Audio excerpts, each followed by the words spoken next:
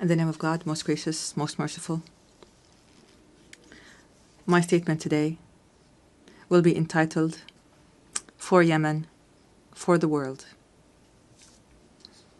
Your Majesties, Your Excellencies, Your Highnesses, Madam President of the General Assembly of the United Nations, Mr. Secretary General, ladies and gentlemen, distinguished delegates.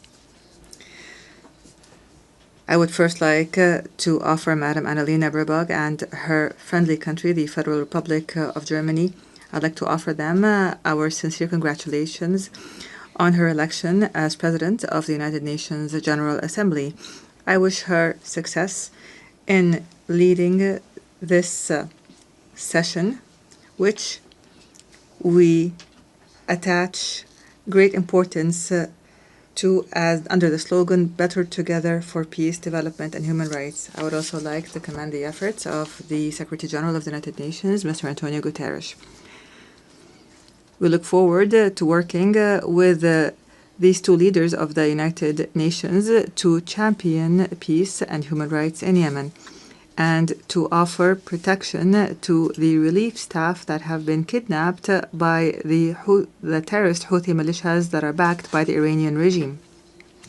I also take this opportunity to offer our sincere congratulations to our great Yemeni people who tonight are celebrating the anniversary of the overthrow of the racist Imamate regime 63 years ago and the birth of the republic that is based on the principles of liberty, justice, and abolishing differences and class discrimination and encouraging the participation of women and guaranteeing rights and liberties. Ladies and gentlemen, within this organization, which was built in the aftermath of a horrific war, humanity 8 decades ago pledged that no people would be left alone to face dictatorship or chaos or famine without the backing of the international community.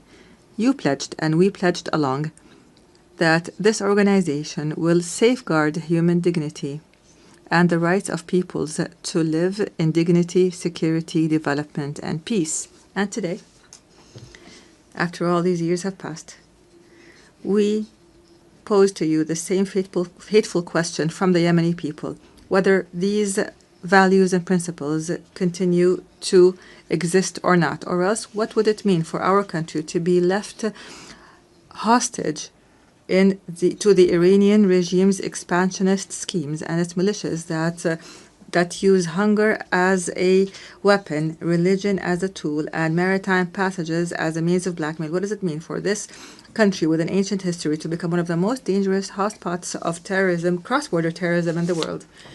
Therefore, we are here today not simply to speak of the epic confrontation of the Yemeni people against the most violent and arrogant of terrorist organizations at all. Rather, we are here to build on what was achieved and to call on the world once again to take action and not simply to take note, and to achieve the salvation that we have promised our people, not simply a repetition of statements of the past. Ladies and gentlemen, Yemen today is not simply a domestic crisis. Rather, it is a test of the credibility of the international organization. After a decade has passed to the coup that was orchestrated by the Houthi militias supported by the Iranian regime against the national consensus, our people are living one of the gravest humanitarian crises, facing security threats that transcend our borders and spread to the region and the entire world.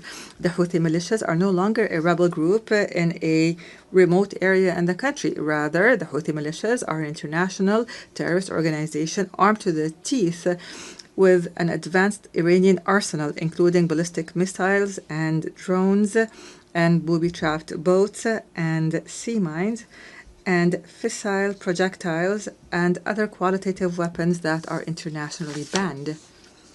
In addition, this outlaw group supports networks that smuggle drugs and utilize new technologies to disrupt communications and guidance systems in an attempt to transform Yemen into a laboratory to experiment with the weapons of its supporters. These are not simply tools of war. Rather, this is a scheme to redraw the map of Iranian influence in the region. And those who are lenient with this group today must imagine how tomorrow will be when the Red Sea and maritime passengers fall prey permanently to this terrorism. Therefore, ladies and gentlemen, the past years have proven that the policy of conflict management, by offering more incentives, has only brought more disaster and destruction. Moreover, the policy of containment has given the Houthi militias the time and the resources to further expand its arsenal. The United Nations was unable to protect its own staff who were kidnapped in Sana'a, unable to protect the oil installations and the commercial ships.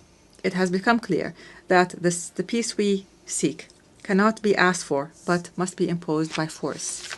Ladies and gentlemen, it has become incumbent upon the world today to reconsider its position on the Yemeni situation. On the one side, there is a widespread national front that believes in international legitimacy and adopts the values of partnership and democracy and maintains local diversity and popular participation and works on building the institutions of a state. This is the front that I represent today, myself and my brothers, the members of the Presidential Council and the government, which is a member of the United Nations and represents all Yemenis, men and women alike. In return, we have an exclusionary, sectarian, fascist organization that does not believe in the principles of international legitimacy and which conducts cross-border terrorism and adopts an authoritarian theocracy that is opposed to human rights, which is embodied by the Houthis and their supporters. Unfortunately, the disregard by many of the essence of the Yemeni crisis has encouraged the Houthi militias to go further in threatening peace regionally and internationally and targeting energy sources and maritime passages and even kidnapping and abusing United Nations staff. Ladies and gentlemen, I have spoken to you from this podium in the past. And at the time, I asserted that the government of the Republic of Yemen is always ready to embrace a comprehensive peace, even if that includes making painful concessions, as long as they come in the interest of the Yemeni people. However, and after our efforts to maintain peace have failed, it has become necessary to move collectively and firmly to impose peace.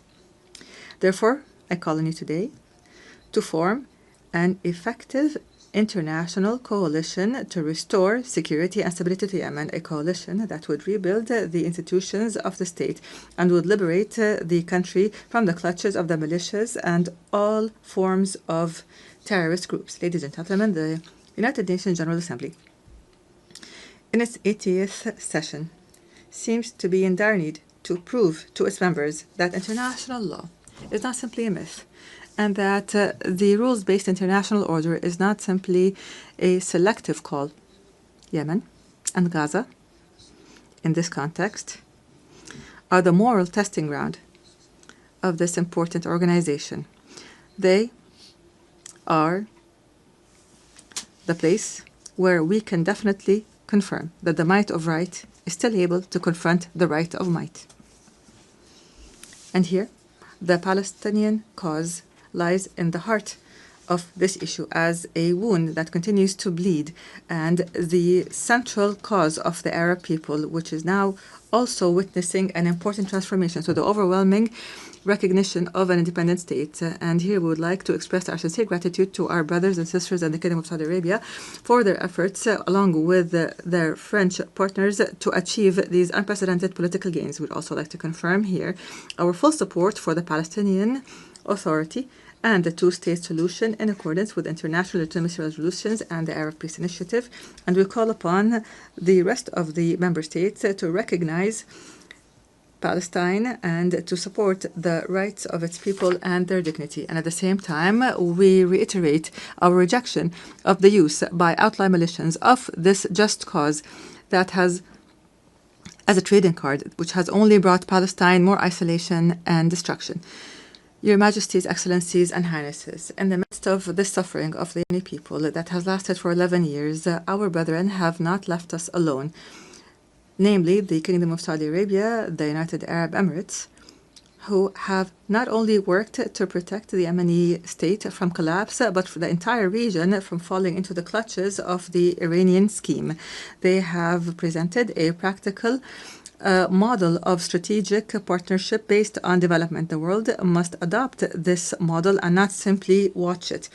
At the end of last week, our brothers in the Kingdom of Saudi Arabia once again announced additional economic aid to the country's budget and basic services at a time when the Yemeni government is facing extreme financial bottlenecks. And we hope that the international community would join this effort so that we could keep millions of Yemenis alive. Mr. President, ladies and gentlemen, the title of my statement today was For Yemen, for the World. We are not calling upon you today to simply work for Yemen, but for the entire world. Yemen must not be left to fall prey for blackmail and terrorism, because this would mean opening the door to more victims, and this would deliver a blow to the credibility of this organization and its principles. What we ask from you are not new statements, but international action, firm international action to support the legitimate government as a trusted partner on the ground. The time has come to launch an international coalition that will liberate Yemen from terrorism and rebuild its national state, and would guarantee the security and the security of the region and the world from the dangers of cross-border terrorism. And this is what we call for, to regain sovereignty in our country and put an end to the chapter of militias once and for all. I thank you, and peace and God's blessings be upon you.